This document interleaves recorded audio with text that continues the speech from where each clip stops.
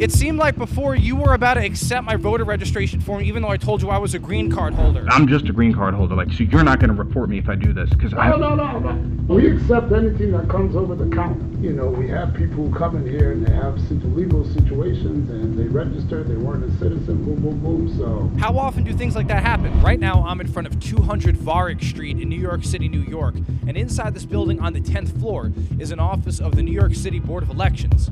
Now, I'm going to go in there and I'm going to pose as a non-citizen Canadian green card holder. I'm a green card holder from Canada. And I'm just going to see how far I can get in the voter registration process.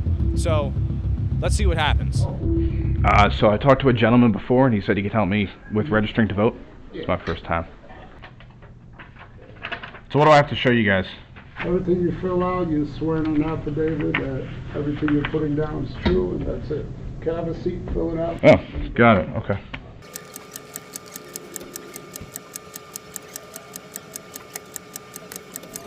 I'm a green card holder from Canada. Okay, yeah, you gotta be a citizen. I wouldn't fill it out. You wouldn't fill it out? Yeah, I mean, you gotta be a citizen to fill it out. Notice that he doesn't tell me it would be illegal to complete the application as a non-citizen, only that he doesn't recommend it.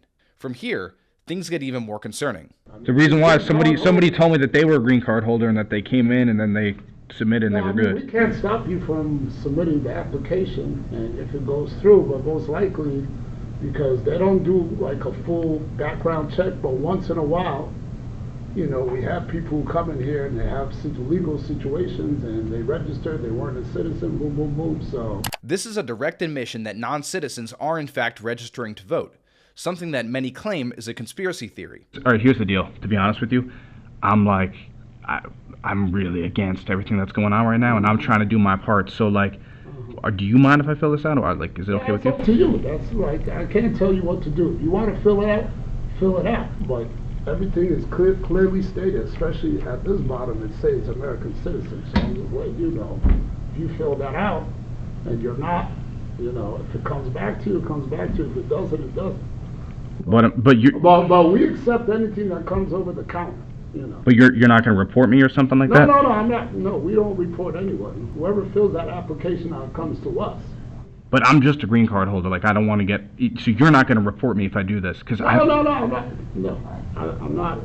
That's not my job to report anyone. My job is just to collect the application and put it and submit it to the department. Under New York election law, Section 17106, any election officer who willfully violates any provision of the election law relative to the registration of electors is guilty of a felony. It would be a criminal offense for this worker to process my voter registration after I admitted to being a non-citizen. Can I take this with me? Is that okay? Yeah, take one of these. Yeah, you take that or, you know, take another. Mm-hmm. Okay. But just to be clear, if I do this, you will be able to submit it for me, not a problem.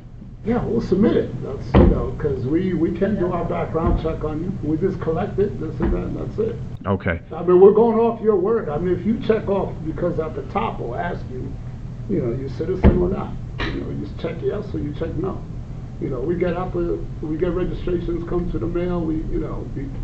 Whatever comes through, we accept, and then it's submitted. We walked out of the office and ultimately didn't submit any application, as doing so would be illegal. We later returned to try to get more information from this worker. However, when we did so, he seemed to get suspicious of us and consulted a coworker. He then changed his tune and refused to accept our application. Despite this, it seems from our first interaction that this worker was willing to accept my voter registration application when I initially claimed that I was not a U.S. citizen. How many non-citizen voter registration applications has this worker or his coworkers accepted? Why did he suggest he would process my application? We asked him ourselves. Here's what he had to say. This is the gentleman who was about to accept my voter registration form the first time we went in when I said that I was just a green card holder. Here he is now. He doesn't want to atone for what happened. You mentioned to me that you've had situations where non-citizens have registered to vote. Can you tell me more about that? Can you tell me a little more about that? It seemed like before you were about to accept my voter registration form, even though I told you I was a green card holder. How often do things like that happen? I just want to know, so you were about to accept my voter registration form the first time until upper level management got involved. how many, if any, non-citizen voter registration forms do you guys process? How often does that happen? Because it seemed to me like you were about to accept my form. Can I get an idea of how commonplace this is? Are you concerned about the integrity of our elections? Can we get your name? Can you tell us any information? Because we're pretty concerned.